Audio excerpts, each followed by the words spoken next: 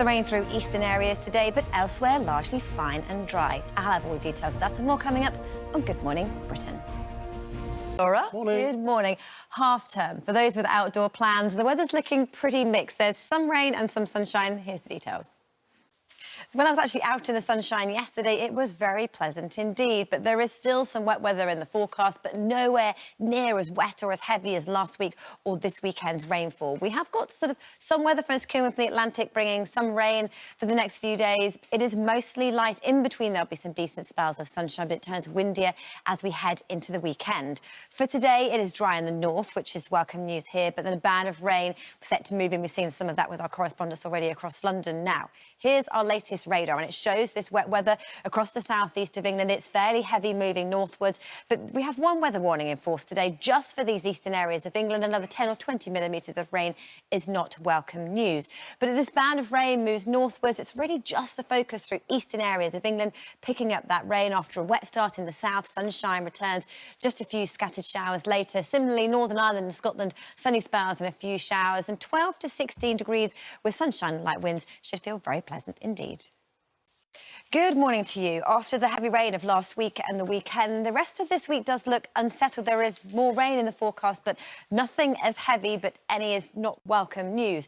Basically, weather fronts queuing up the Atlantic to bring with it spells of rain, but in between there'll be some lengthy spells of sunshine. The weekend, though, the low pressure close to the isobar squeeze, and it's set to turn windier.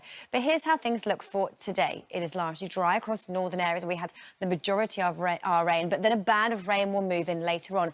And we have got some wet weather around at the moment. Showers across northern areas of England, a band of rain from North Wales down towards the home counties, and that moves its way northwards into parts of eastern England where we just don't really need much more rainfall. 30 to 50 millimetres isn't too much, and thankfully we have no flood warnings or alerts in Scotland. Still flood warnings for England, but no severe flood warnings, and they are continuing to fall as the dry weather sets in. But there is still a bit more in the way of rain, but like I said, nothing as torrential as last week.